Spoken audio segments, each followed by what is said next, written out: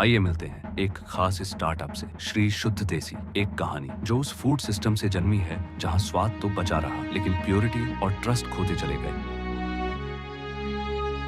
मिलते हैं एक ऐसे स्टार्टअप से जो इंडियन फूड में प्योरिटी, ट्रस्ट और ट्रेडिशन वापस ला रहा है। आज इंडियन किचन्स में processed, chemical laden food common हो चुका है। क्लीन, ऑनेस्ट फूड रेयर होता जा रहा है। इसी ब्रोकन सिस्टम को रीबिल्ड करता है श्री शुद्ध देसी।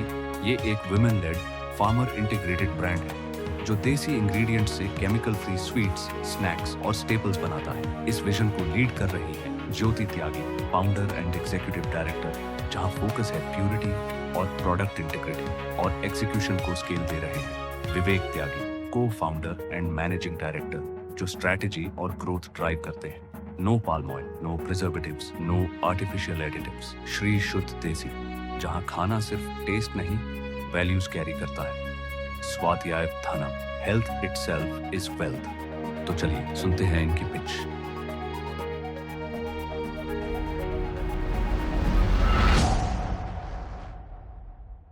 नमस्ते partner. Hi Jyoti and Vivek, welcome to the Founder Show. एक सिंपल सवाल, क्या आज के भारत पे सच में शुद्ध खाना मिलता है? मैं हूँ ज्योति त्यागी, फाउंडर ऑफ श्री शुद्ध देसी। और मैं हूँ विवेक त्यागी, को फाउंडर ऑफ श्री शुद्ध देसी। और श्री शुद्ध देसी की कहानी शुरू होती है सिंपल इंडियन रसोई से। आज हर कोई हेल्दी खाना चाहता है। मार्केट में जाएं तो हेल्दी मिल भी जाता है, हर शेल्फ पे हेल्दी लिखा मिलता है, लेकिन जब आप लेबल रीड करते हो ना तो सच सामने आता है। Refined sugar, palm oil, food chemical. आज का मार्केट प्रोसेस फूड से डोमिनेट हो चुका है, और जो हेल्दी है वो या तो कंसिस्टेंटली मिलता नहीं या डेली यूज़ और फेस्टिव यूज़ के लिए बना ही नहीं होता। तो हमने डिसाइड किया जो मिल नहीं रहा वो बनाया जा सकता है, और यहीं से शुरू होता है श्री शुद्ध देसी, India's honest traditional food brand. जो हम खाते नहीं वो हम मार्केट में देते भी नहीं। जैसे हम अपने किसी भी प्रोडक्ट में आप देखेंगे तो रिफाइंड शुगर या रिफाइंड फ्लावर यूज़ नहीं करते, पाम ऑयल, फूड केमिकल से दूर रहते हैं, लोकल फार्मर से इंग्रेडिएंट सोर्स करते हैं, और जो वुमेन होती हैं रूरल में, वहाँ पर ना हमारी प्रोडक्शन यूनिट है, वहीं पर हम उनको बनाते हैं। हमारा प्रिंसिपल सिंपल है, clean label without any compromise. और श्री शुद्ध देसी सिर्फ एक इमोशनल ब्रांड ही नहीं, ये एक डिसिप्लिन और स्केलेबल बिजनेस है। Offline first revenue back model, B2C, D2C and white label manufacturing, 1500 plus direct customers, 50 plus channel partners, and 30% gross margin, 22 rupees customer acquisition cost, 3000 rupees lifetime value. Now our brand is mature, we have enough customers, we are ready for mass marketplaces, started with Amazon and now forwarding for others. आज हम आए हैं 50 lakh for 7% equity के लिए, जिसे हम use करेंगे digital and social media marketing, product innovation and R&D, production and packaging mechanisation, जो partner activation and sampling, farmers linkages and export readiness के लिए। तो पार्टनर्स, जो कंज्यूमर है आज का, वो सिर्फ फूड नहीं खरीदता, वो एक भरोसा खरीदता है। और हम यहाँ पर सिर्फ इन्वेस्टर्स नहीं ढूंढ रहे, हम ग्रोथ पार्टनर्स ढूंढ रहे हैं। हमारा मिशन सिंपल है, इंडियन ट्रेडिशनल फूड को एक ऑनेस्ट, क्लीन एंड स्केलेबल बनाना। और कौन है जो हमारे साथ इंडिया का most love traditional food brand बनाना चाहता है? So, I think you have given a brief about what your numbers are and what you are seeking. But let's first dive deep into what's your product line is.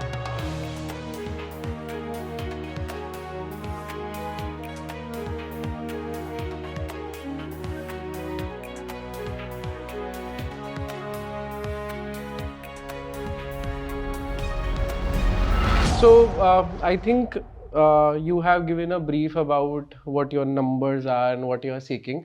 But let's first dive deep into what's your product line is. So, थोड़ा सा अपने SKUs के बारे में बताएं, किस तरीके के products हैं, and then I would also like to know about shelf life, because Jyoti already mention कि आपके प्रोडक्ट्स हैं जो आप प्रोबेबली डेली कंज्यूम करते हैं, Right. And since you are all offline and all distribution led, so shelf life हम कहाँ पे कंट्रोल करते हैं एंड एवरेज शेल्फ लाइफ हमारी क्या है? But before that I would like to know the SKUs that you are offering right now. So if I talk about the categories, sweets, snacks, staples, premixes, special premixes and हम sauces and ketchups, pickles. तो ये हमारी shelf life है, product line है. और shelf life as you said, जो हमारे snacks हैं, स्वीट्स हैं, 3 months शेल्फ लाइफ है. But as we are here and I have also mentioned, जो हमारी पैकेजिंग एंड प्रोडक्शन मैकेनाइजेशन है उसको हम देख रहे हैं. जैसे कि अभी हमारे जो प्रोडक्ट्स हैं वो नाइट्रोजन फ्लश्ड नहीं है, और उसमें हम प्रिजर्वेटिव भी यूज नहीं करते, जिसकी वजह से लैक होती है उसकी शेल्फ लाइफ. तो अगर हम मैकेनाइजेशन मतलब यूज करें, उनको नाइट्रोजन फिलिंग करें, तो 6 month उसकी एक्सटेंड हो सकती है. All right. And apart from nitrogen refilling, are there any other ways कि हमारी फूड क्वालिटी खराब भी ना हो और हमारी शेल्फ लाइफ और बेटर हो जाए? अभी तक हमने जितनी भी R&D की है तो यही है कि अगर हम उसको नाइट्रोजन फिलिंग करेंगे तो उसकी शेल्फ लाइफ इंक्रीज हो जाएगी. Okay, and you have said that you have no sugar and no palm oil. So what exactly you have replaced them with? खांड सारी अगर आपने सुना हो, जैगरी खांड सारी, देसी खांड. Okay. And fruit based like dates and किशमिश, न्यू ड्राई फ्रूट्स हैं, उसके बेस्ड कुछ स्वीट्स हैं. Honey. And what about oil, जैसे sausages हैं या sweets उसमें हैं? हम ग्राउंडनट ऑयल यूज करते हैं. जैसे पाम ऑयल आप देखेंगे ना, उसके अपने हेल्थ हजार्ड्स होते हैं. Right. तो उसमें हमने ग्राउंडनट ऑयल यूज किया हुआ है. All right. Okay, you have mentioned that you have also doing the white labeling.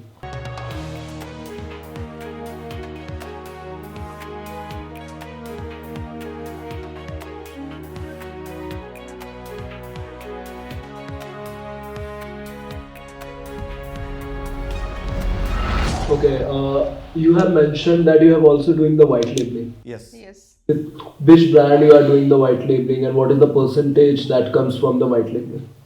So like Nature Agro and Pure Sattva. So these are some brands where we are doing the white labeling, mostly like festive season gifting. तो जो जैसे दिवाली है, तो दिवाली पे हमारा जो mainly जो सबसे बड़ा जो कस्टमर है वो नेचर एग्रो है. बिकॉज सिर्फ दिवाली पे जो हमारा टोटल बिजनेस होता है उसका 50 to 60% जो है अभी लास्ट दिवाली पे सिर्फ एक कस्टमर का वो था. बाकी 40% हमने अपने ब्रांड में दिया था. लेकिन now we are moving into like to other channel partners as well. तो अब हम टारगेट कर रहे हैं कि नेक्स्ट दिवाली पे जो हमारा ब्रांड है वाइट लेवल में हम थोड़ा कम हो जाएं, लेकिन हमारा ब्रांड अभी व्हाइट लेवल में क्या परसेंटेज है? टोटल अगर हम रेवेन्यू की बात करें, टोटल रेवेन्यू में white level it would be almost 30%, 30 to 40%. और सप्लाई चेन कैसे मैनेज कर रहे हो? So for distributors we have given a name channel partners. तो हमारे जो चैनल पार्टनर्स हैं आप देखेंगे बिल्कुल अलग अलग उससे हैं. जैसे कि हाउस होल्ड लेडीज़ भी हैं उसमें, और मल्टी ब्रांड ऑर्गेनिक स्टोर्स भी हमसे जुड़े हुए हैं.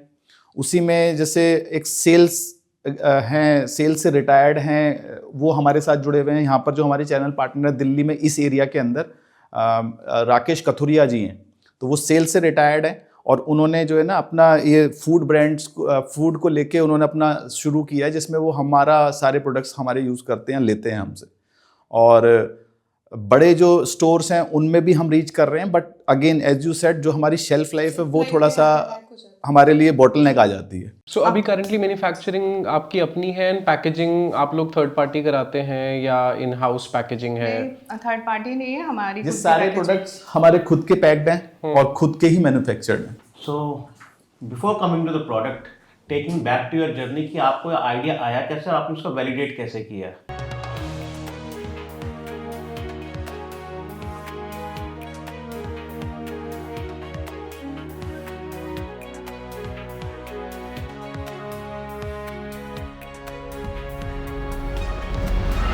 So, before coming to the product, taking back to your journey कि आपको आइडिया आया कैसे और आपने उसको वैलिडेट कैसे किया?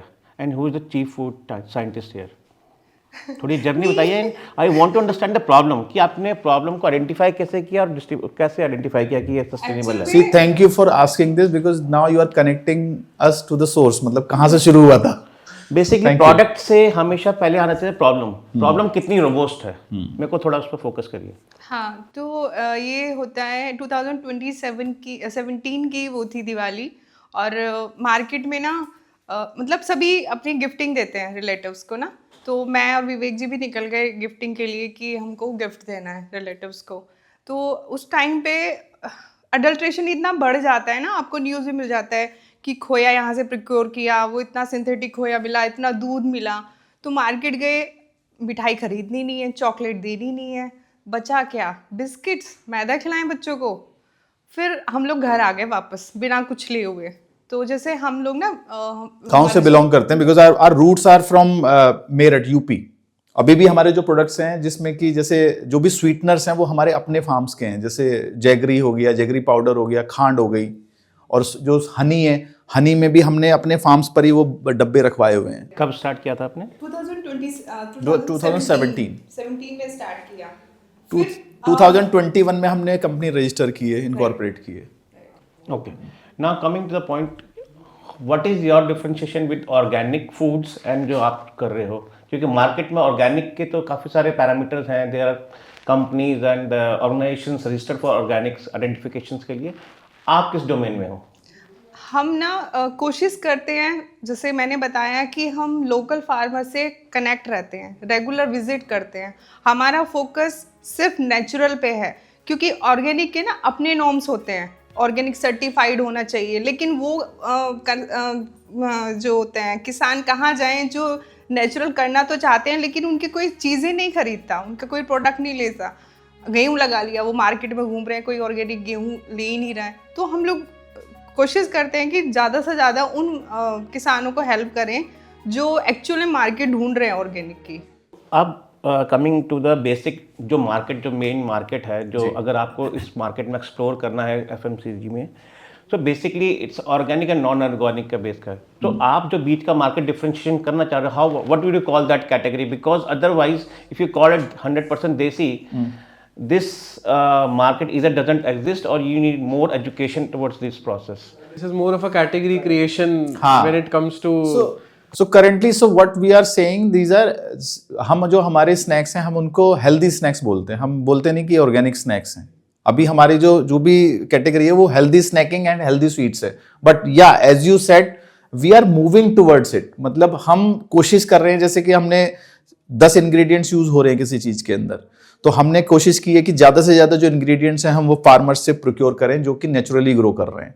आप दोनों में से फूड साइंटिस्ट कौन है? No one. Okay, who develops the recipes? Recipe तो यही इनकी है. एंड तो जितने भी एसक्यूज हैं उसकी रेसिपीज आप डेवलप करते हो? Okay. And have you done the testing of all the products? कुछ प्रोडक्ट्स ही हैं और कुछ की नहीं भी हैं. Have they mark tested? Yes. कहाँ से? ये एक दिल्ली में एक लैब है, और उसी से हमने जो FSSAI स्टैंडर्ड्स न्यूट्रिशन इंफॉर्मेशन होती है वो भी कराया है, और एक हैवी मेटल्स की भी एक टेस्टिंग होती है वो भी कराई है. ओके. आपके अभी जो लास्ट ईयर का रेवेन्यू था, ग्रॉस रेवेन्यू, आपने मेरे को मार्जिन बताया, ग्रॉस रेवेन्यू क्या था? लास्ट ईयर 35 लाख हमने किया है. 35 लाख ग्रॉस रेवेन्यू. हाँ. And then you are saying 30% is the margin. Correct. तो अप्रॉक्सीमेटली आपका 9 लाख के आसपास का आपका प्रॉफिट आया जी. When you प्रॉफिट, या when you say profit, so it contains like जो भी हमारी सैलरीज हैं वो हम उसी से ड्रॉ कर रहे हैं. ओके.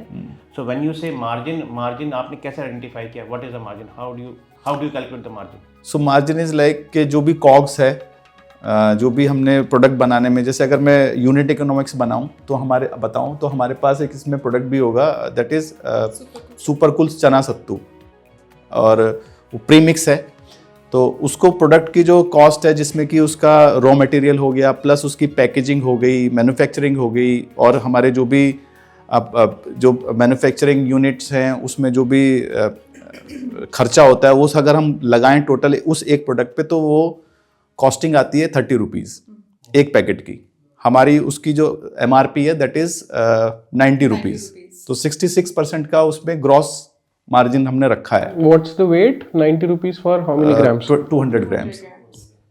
और वो 66% में हम जो हमारे जो पार्टनर्स हैं, चैनल पार्टनर्स हैं, उनको हम 30 to 35% मार्जिन देते हैं, 30% हम अपना रखते हैं।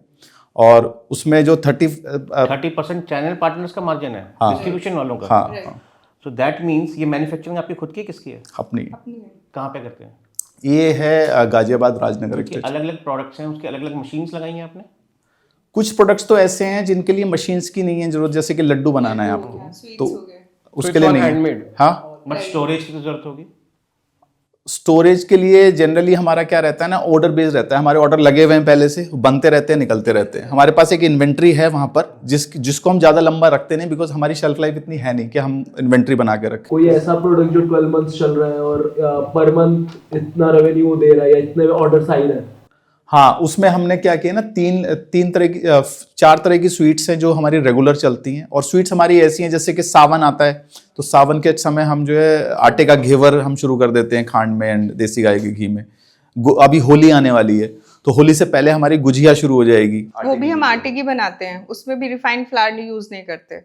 तो जो हमारे ऐसे प्रोडक्ट्स हैं जिनकी आप बात कर रहे हो, उसमें अगर मैं बोलूँ तो 4-5 हमारी स्वीट्स हैं और स्नैक्स हैं।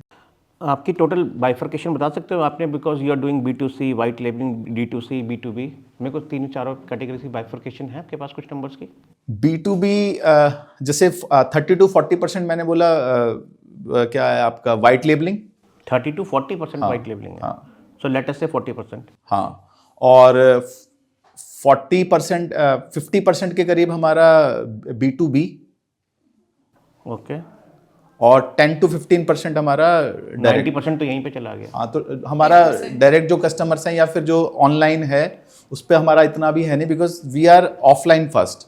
जो आपका डिस्टिंग्विशन है कहीं ना कहीं वो आप भूल रहे थे कि आप, एक तो पहली बात कि ऑर्गेनिक और शुद्ध देसी घी में कैसे जाओगे, एक तो वो इशू है। Second thing as I said कि जो आपकी रेसिपीज हैं, until unless that is market tested or patented something like this, anyone could capture that market, क्योंकि यहाँ पर आप दिल्ली, नोएडा, गुड़गांव या अपना 70% rural India and use same products, कोई भी वो प्रोडक्ट रेसिप्रोकेट कर सकता है। तो वाई शुड वी प्रेफर 100% देशी शुद्ध घी कंपनी ओवर समवन एल्स जो कि इजीली पेनिट्रेटेबल है? तो अभी जैसे आपने बताया, तो देयर इज वन प्रोडक्ट जिसको हमने पेटेंट स्टार्ट किया है, दैट इज जो सर्दियों में हम देते हैं, मेथी का लड्डू। कहाँ पे आपने अप्लाई कर दिया है, whether you are going to the patent agent और व्हाट? पेटेंट एजेंट के साथ अभी। ठीक है, अभी आप उसको इंडिया में अप्लाई कर रहे हैं कि इंटरनेशनल कर रहे हैं? नहीं, अभी इंडिया। आपका जो कोड है नेचुरल्स का, इसको मैंने पहले एक क्वेश्चन पूछा था कि कैसे आप बहुत लेस स्केल पे, आप लार्ज स्केल पे जाएंगे तो आप कैसे श्योरिटी, क्वालिटी की श्योरिटी कैसे करेंगे? क्योंकि आज आप फार्मर्स पे विजिट कर सकते हैं, मे बी आपके पास 5 फार्मर है, 10 फार्मर है, बट क्या आपने उसके लिए कुछ प्रोसेस बनाया? तो उसके लिए our manufacturing quality is driving from SOPs। तो हमारे पास ना मैन्युफैक्चरिंग के SOPs हैं, इसके क्या आपका पैकेजिंग के SOPs हैं, क्वालिटी के SOPs हैं। और जो अभी जिससे आपने देखा होगा, हमने फार्मर लिंकेजेस एक डाला है, जो हम इन्वेस्टमेंट ले रहे हैं उसमें फार्मर लिंकेजेस ही उसको बताता है कि हम अब FPOs से जुड़ रहे हैं सीधा।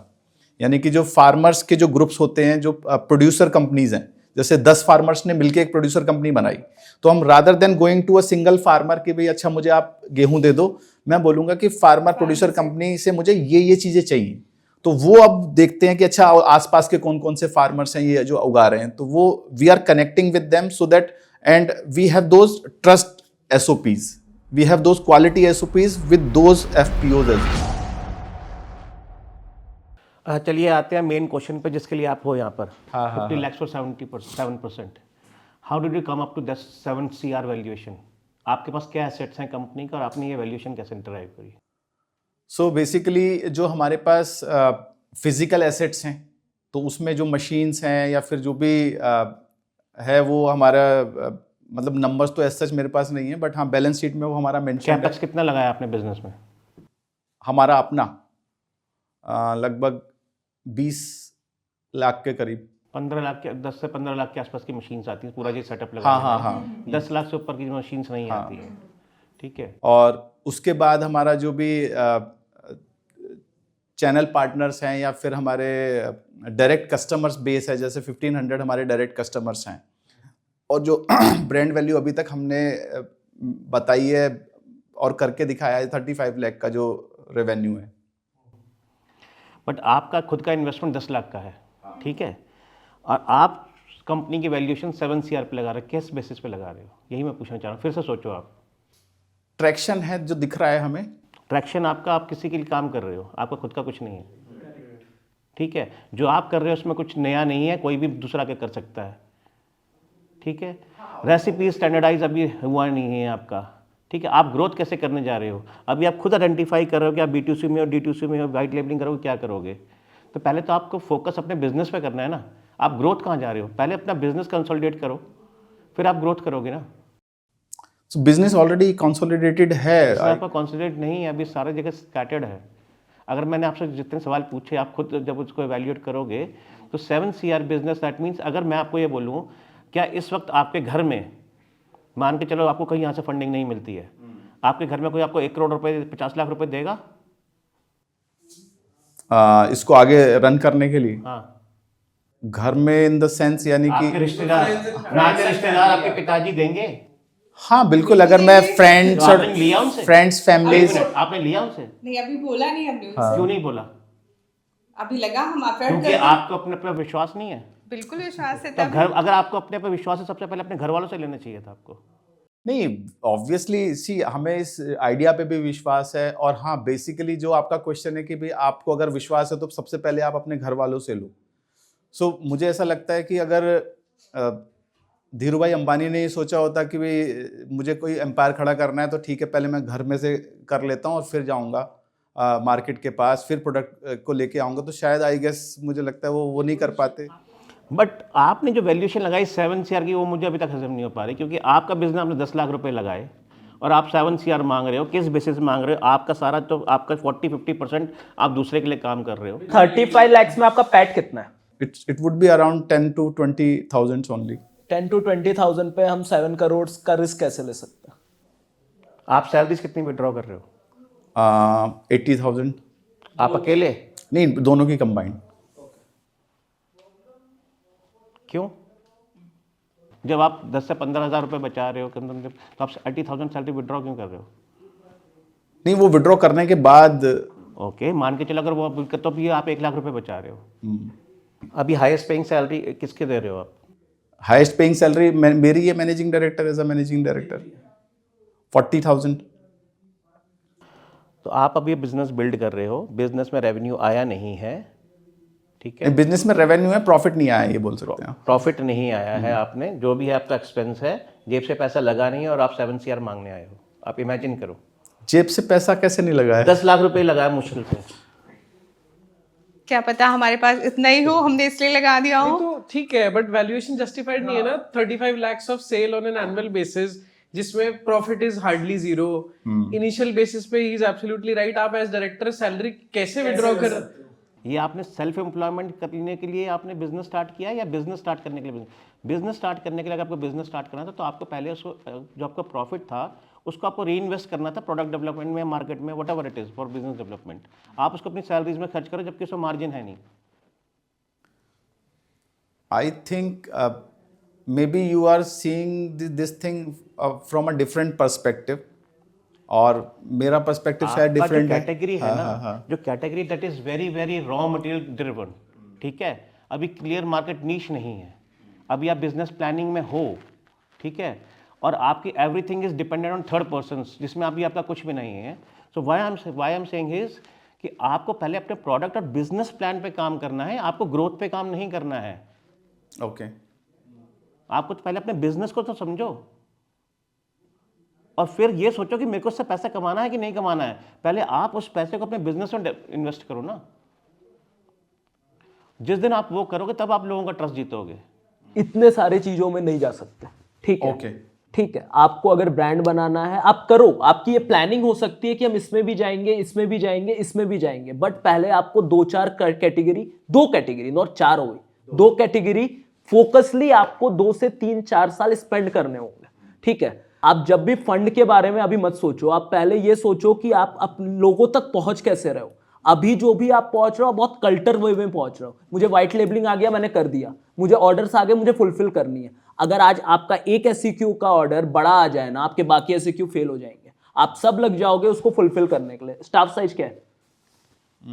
12 to 15। 15 हाँ 12 to 15 में अच्छा दूसरी चीज, ये पैकेजिंग आपकी लेटेस्ट है, करेक्ट? अभी आपने लेटेस्ट प्रोडक्ट निकाला है। नहीं ये अभी लोकल उसके लिए निकाला है, हालांकि इसी पैकेजिंग में हम देंगे इसको। जो ये हमारे ऑरेंज पाउचेस है ना उससे। अभी टेस्ट पैकेज हाँ हाँ टेस्ट पैकेजिंग, ओके। क्योंकि इसमें जो प्रिंट्स हैं वो बहुत ही ब्लर्ड है, ब्लर्ड है। नहीं वो हाँ वो बहुत ज्यादा ब्लर्ड है, ठीक है। सेकेंडरी थिंग, अगर इसकी 65 रुपीज इसकी प्राइसिंग है, सपोज दैट इसकी कितनी है? 50 रुपीज पैकेजिंग, 50 रुपीज। ठीक है। तो 50 रुपीज में इसकी मैन्युफैक्चरिंग कॉस्ट आपको क्या आ रही है?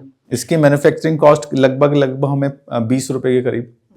मार्केटिंग में कितना स्पेंड कर रहे हो?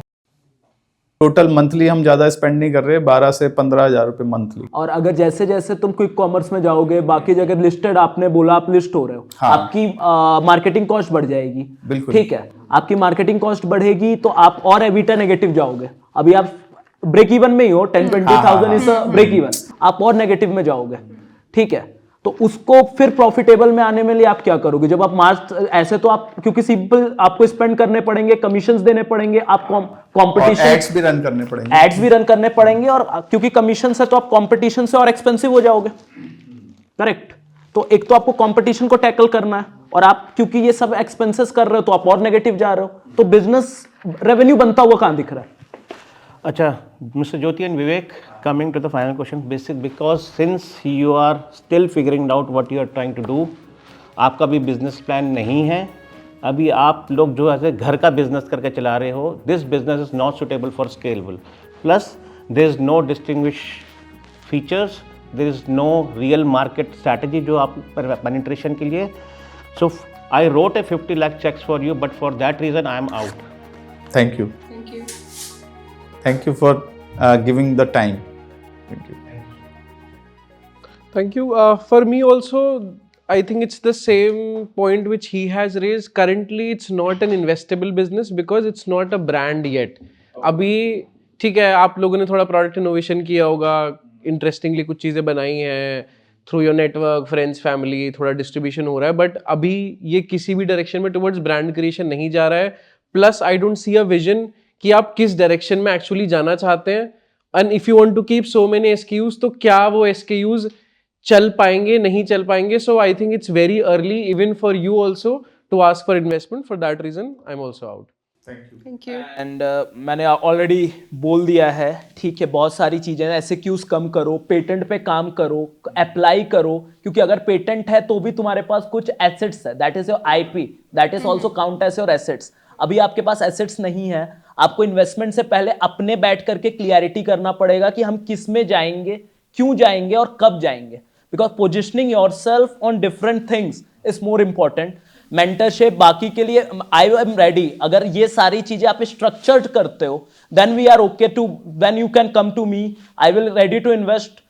मेरा मेन फोकस ही ब्रांड, ऐसे ही ब्रांड्स पे रहता है, बट राइट नाउ आप खुद इतने कंफ्यूज्ड हो, आप व्हाइट लेबलिंग कर रहे हो, बाकी you have to create a different category जहां पे आप ग्रो करने लगोगे ना। अगर आप नॉर्मल कंज्यूमर मार्केट में, तो आपकी व्हाइट लेबलिंग बंद हो जाएगी, आपको नहीं देंगे क्लाइंट्स, ठीक है, क्योंकि बोलेंगे कि वाई वी विल, या तो आपको कोलैब मूड में जाना पड़ेगा।